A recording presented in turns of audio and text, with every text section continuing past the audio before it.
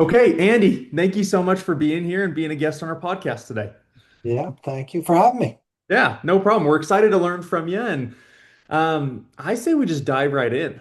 I'm curious, what first got you into recruiting and what's kept you in the industry all these years? Yeah, so my kind of an interesting journey. I've changed careers three or four times, and I was in the telephone business for 8, 9 years, and I had kind of risen to be up to be a number one sales guy. And I guess I was at a point in my life where I was looking for the next challenge, right? And in Yeah. fact, a recruiting franchise called Management Recruiters International was a customer of mine, and I had befriended some of the people that I sold systems to and started talking to them about it. And they thought I'd be a great fit. And in hindsight, I can't think of a better industry for me that combines both my competitive drive and my people skills, right? So that Yeah. hence I bought a franchise and opened my office in December of 1991. Yeah. Amazing. Amazing. So is it kind of the people aspect? Did you play sports as well? Is that where the competitive side kicks in? I still play sports. I'm a nut. I play in over 50 and over 60 baseball tournaments. So yes, Really? I'm I'm still a aging jock at heart. So That's awesome. That is awesome. Well, good for you. I'll have to ask you more about that yeah, another time about that baseball. sure.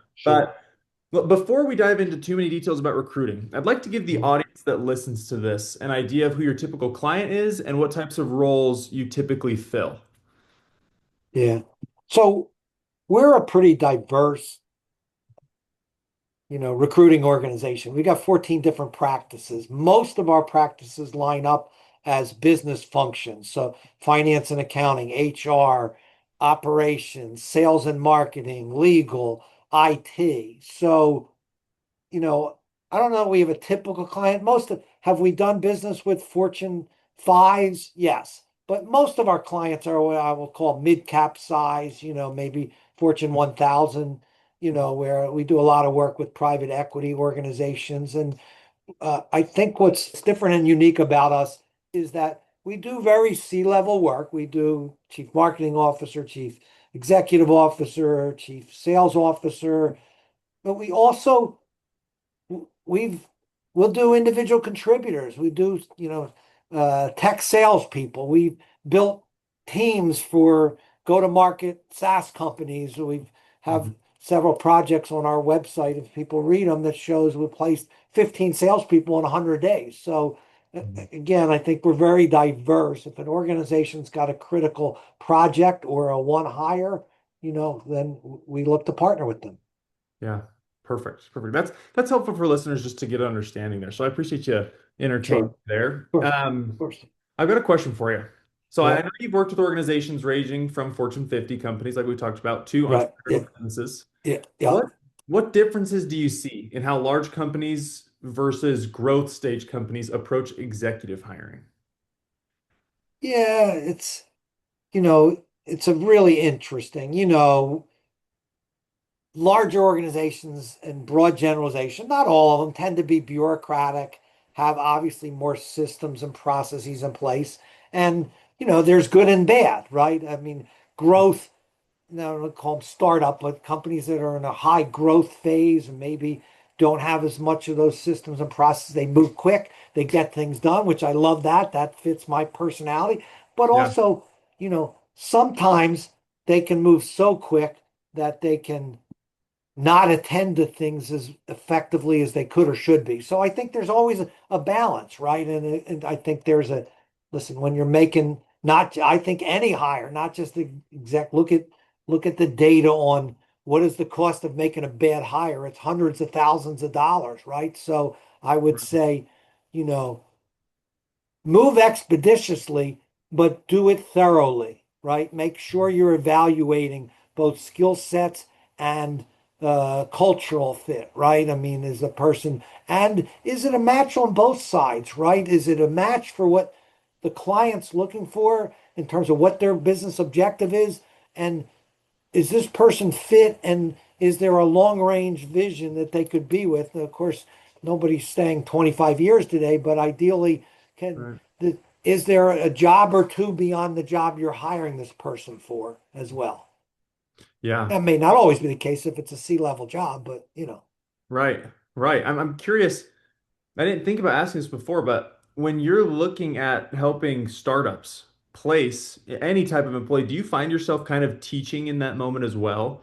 Of, hey, maybe I know you're leaning towards this guy, but we've seen that mistake happen multiple times. Do you find yourself going down that route? very much so. I think, Yeah. again, it's like, we talk about our PE uses the term thesis. I want to understand, what's their business objective? Where do they want to be in a year, 3 and 5? And, and sometimes the objective might be I'm hiring a chief marketing officer and I just need somebody to get me from A to B. I'm not worried about getting to D, right? So Mhm. that might be a 3 year hire, right? Two, 3 year Sure. hire. If you look at the average, tenure of chief marketing officers, I think it's under 5 years today, but Yeah. across the board. So again, but yes, the point is I'm going to help them think through their thesis or objective a little bit more and then make sure that we're finding that right fit. And again, they may not have a 5 year plan, or they might I want to be here in 5 years. I want somebody who can not just do what I need today, but can then help me get to the next level too, 3 years beyond. Hmm. That makes sense. That makes complete sense. I'm happy that we went over. I know it might seem really basic and like you do this all day, every day, right? But I love for our listeners to hear this and kind of know and have an understanding for when they're getting placed, but also for when they're in that next role and then they're working with you, right? For that, and they know who they can trust on it. So I'm curious, when you're reviewing candidates for leadership or general management roles, what is one thing that makes someone stand out quickly? I would, so, I look at, I can't even calculate the amount of resumes that I've looked at over 30 years, but I Mhm. would say that one of the biggest mistakes is people talk in terms of generalities and don't give specific accomplishments. I was doing a CMO search recently and I interviewed a woman that fit all the criteria, but she couldn't give me specific accomplishments of how she was going to move the needle, right? So that to me, it's if I'm in the role of a client, right? I don't want to hire someone who can just do the job. I want to hire someone who's an A player at the job, right? So that they Mhm. did this, they increased marketing, they increased sales 30% over a couple year period. So again, I'm looking for very specific accomplishments of how they did things and how they led teams and how they grew the business. At the end of the day, that's how you measure success. Did the business Yeah. grow or not? Yeah. I have a funny example. Well, not maybe not funny, but I think it's so relevant, right? Our company, we're a smaller company, and right, so I do a lot of I'm in just every piece of the company. I wear a lot of hats at this company. And a big thing that we found, right, is with marketing. For example, it's the exact same way. Either you're marketing yourself on your resume or you're marketing your company towards potential clients. But if you're going broad and in general and no description and you're not trying to hit specific points, how in the world is a recruiter or a hiring manager supposed to know that you're the right fit compared to somebody else that can say, like what you mentioned, I grew the company 30% in revenue in the last 2 years, right? If you're just saying I grew the revenue, they're probably going to go with somebody that on paper they already know that they're a better fit, right? Because then if they fit culture wise, I mean, maybe I'm talking your up, but I just think it No, it's sounds you're like a you're hundred. aware of that. There's you can't believe how many even executives just don't market themselves as well as, I say to everybody when somebody comes to me and they're in a job search is listen, the product is you now.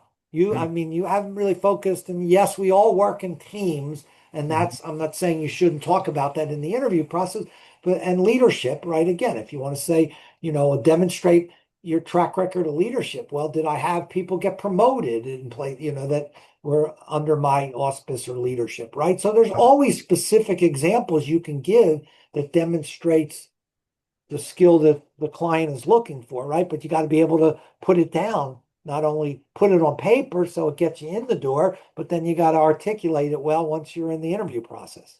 Yep.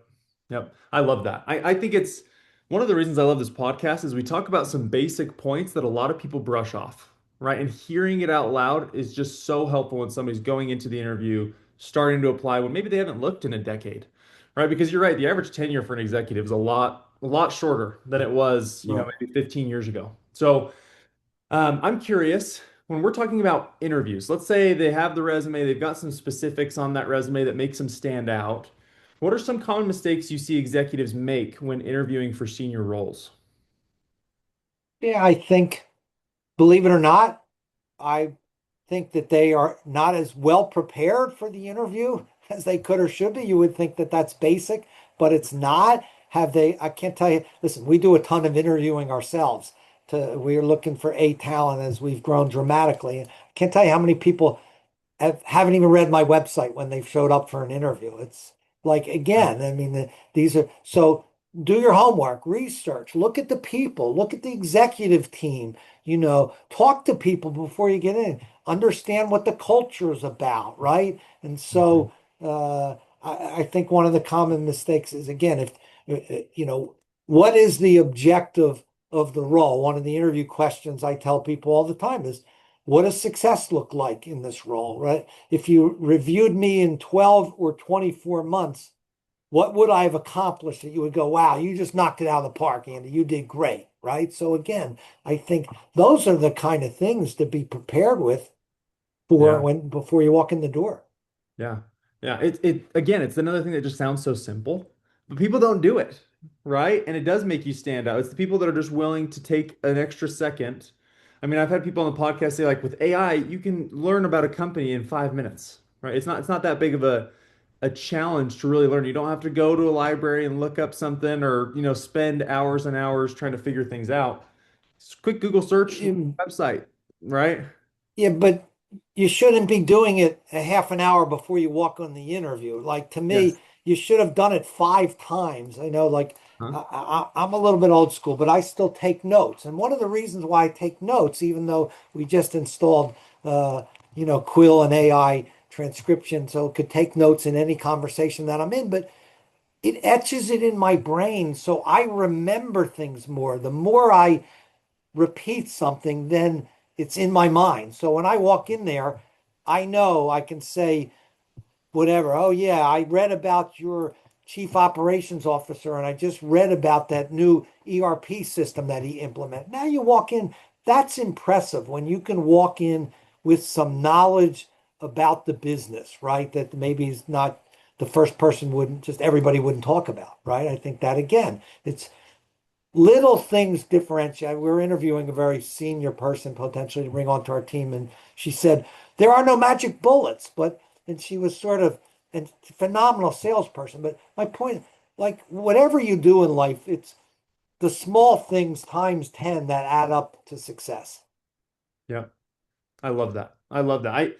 I think I've got a family member and whenever there's layoffs happen or something like that, he's really hard worker and I love seeing and talking to him about how he prepares for interviews because he always does great in the interview. But it's because he spends a lot of time. He takes a lot of notes. He knows the company, knows the ins and outs. When he goes to that interview, there's not really anything that that company could say that they're doing that he wouldn't have already known, right? Besides maybe specific numbers or details that aren't public knowledge, right? And so I think it's a lost art starting and I think if people start to realize that, they'll start to have more success in the interview process. So thank you for One of sharing. the Yeah, Yeah, please. one of our interview, my partner says to us, "So you're preparing for this interview, you're meeting BrainWorks, and Mhm. tell me something that isn't obvious beyond what you read on the website, right? Might have been, hey, Andy Miller, I see you went to Temple University. At least, there's like something, right? That again, a little thing might make somebody stand out a little bit more, that just Yeah. those kind of details. Yeah. We're growing our team right now, and I've interviewed people that didn't even know who I was. They accepted the interview. They said they wanted the job because they saw the pay, right? Right. And then Yeah. in the middle of the interview, I realized they didn't know who we were. They didn't even know our Right. full company name, but they were in the interview. I was like, what is happening? Right? And so I think it does happen a lot. And I think that's just really good for people to keep in mind. And again, I listen, you gotta, it's, today's social media and the world has changed. It's transformed the world, but Mhm. it still doesn't. It's even less of a reason why you shouldn't be prepared. I think it's easier to get information, but again, and I also think it to some degree may make people a little lazier. But again, it's you know, what Einstein said, genius is 98% perspiration and 2% preparation or something like that. So it Like it. shows, again, you got to prepare to be successful. Yeah, I agree. I agree.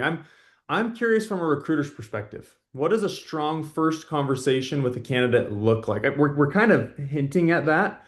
I kind of want to Mhm, say it blatantly or mhm, mhm. more clearly. What should executives do more and what should they avoid? Um, well, again, I think it's, you know, ask good questions, right? Before you know, it's, you know, if somebody walks in and is gonna, I just talked to a CEO the other day, I'm sorry, the VP of HR, and I know the CEO at this company, and they are going to retain us for a VP of sales search. The person's failing because they walked in like a bull in a china shop and started wanting to make all these changes before they really knew the organization, right? So again, I think again, back to if you're interviewing, right? You don't know, you need to understand. So again, I'm going to, advise people to ask good questions. Tell me what are the top 3 or 5 criteria that you're looking for, Mr. Client, so I can respond with how my background's a fit, right? Again, it's, I can't good selling, whether you're selling you as the candidate or, I'm selling a product or service is, I once through a sales training and the title of the training was questions are the answers. You can try to sell anything, but you won't be effective. But once you have knowledge and information, then you're armed with being able to, sell effectively or tell, why you're a great fit for this opportunity. So I think oftentimes, it said the more you're listening and talking less, you're probably doing better in the interview process. Yeah. I like that. I like that. I mean, it's a total sales tactic too, right? Answering a question with a question, right? And making sure that you're understanding what they're looking for, and understanding the company. So I really like that. I hope people listen. I haven't had that actually be brought up on the podcast before. So I love that point of view. I was actually just talking to my team about that this morning, literally probably 20 minutes ago. So it's funny how that Yes, that works out. I don't want this to sound disparaging, but we'll be on a call with the HR person, and then 5 minutes in 10 minutes, what's your fee? I go, and so I'll advise my recruiters, like, listen, you want to be respectful, and go, um, let's say you ask, hey, Jesse, Jesse, I'm happy to answer that. Let me come back to that. I'd like to cover a couple other things, and then I'm happy to come back to it, right? So there's a way you don't have to always answer every question. And Mhm. like to your point, you can start with another question. I'm happy to answer that, but I want to learn more first.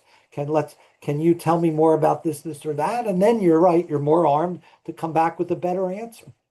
And I think there's a caveat to this, right? I think it applies back to what we were talking before. If you haven't done your research on the company and you're asking a question with a question and they're like, that's on the website, that's in the job description. You should know that, right? That's where Yeah, it comes from answering, I know there's no such thing, right? People say there's no such thing as a bad question, but I think in interviews there definitely is. And if you're asking a question that you should already know, that's when you should have done your research multiple times before the interview. Because if yeah, that's the case, then your question's just pushing you right out the door. And so I think it's just if you're coming prepared and you have the knowledge, right? You have all these tools in your utility belt, then you can come off as a great candidate. You can come off as the right fit. But if you don't have that and you're trying one of these tactics without the other, you might look pretty dumb. yeah. Right? I don't know. That's just what I think. I agree with you there. Well, let's transition a little. I'm curious for executives who feel qualified but aren't getting traction in the market. What adjustments do you most often recommend that they make? I think you got to look at, you know, what is it that am I not meeting the criteria? And if so, why? Right? Again, is my resume, like the example I talked about, 10 minutes ago about the CMO. Like, right, am I highlighting not just 80% of resumes I read are job descriptions, right? They're telling me what function, whether they're operations, sales, right? Well, that's great. And I'm, but I want to know, how you move the needle, right? Like again, where did you were superior at your job. People want to hire, especially in today's world where you know, you're multitasking, you're taking on more responsibility, right? That I got to know that, I want to show examples of where I've been very effective in my role, where I've taken on additional responsibilities. I want to show, a career progression of growth, right? I want to show diversity of skills, right? If you want to be an executive, right, you might start in one function, whether it's sales or marketing or finance, but, you know, as you go up the food chain, right, have you now put more tools, in your tool bag or, to be able to run a profit and loss center, to understand how to read a balance sheet, to understand, the marketing and sales objectives of the organization, right? Even though you didn't come from sales and marketing. So are you well-rounded, right? I mean, these are the things that are going to help you progress in your career. But, even on the smaller level, again, are you able to touch the points of relevance and why you're effective at it, at the interview? If you're interviewing for an individual contributor job and you're an operations person, okay? I don't know, pick an example. I implemented an ERP system that over 2-year period saved the company $1 million, right? As opposed to just I implemented an ERP system. Well, that's great, right? But again, tell me more. Right, right. I really like that. I think I love that there's a thread going through this conversation, and it seems that all of it is really just aligned with know know what you can do and know what the company can do and what the company needs. And if you can do that, right? I mean, correct me if I'm wrong, but it sounds to me like if you can do that, you're not going to have the issues you might be having right now, right? Maybe you don't need to hire an interview coach, right? Maybe you can, just do a little bit more research, know what skills you bring to the table and highlight them in the right manner, and then ask questions and Right. really dive in. So, Yeah, and yeah, like practice too, right? Really, if you're going into an interview, I mean, maybe you haven't interviewed for 3 years, find a friend and role play a little bit, right? I mean, right. repetition is the key to success in life. Yeah. Yeah. I love that. I love that. I'm curious, Andy, for people that are listening, maybe potential clients for you, candidates for Mm, you, mm. what's the best way for them to follow along, learn more, maybe reach out? What would be the best way for them? Yeah, I would send me an email. It's andy@brainworksinc.com.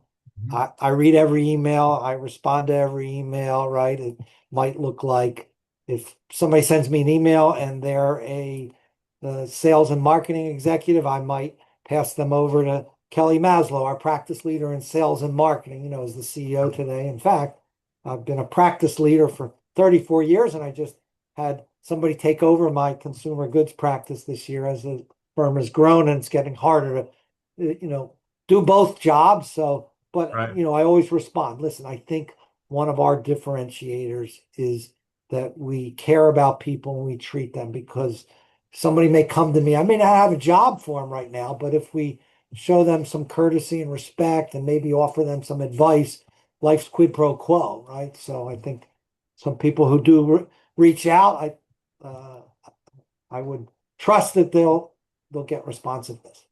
Yeah. I love that. Thank you. I'll include that in the link Mhm. podcast so people can see that. And Andy, I really appreciate your time. Thank you for being an amazing guest and for Yeah, taking time out of your busy schedule to meet.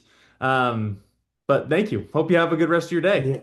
yeah, I appreciate it. Enjoyed it. Thank you. Thanks.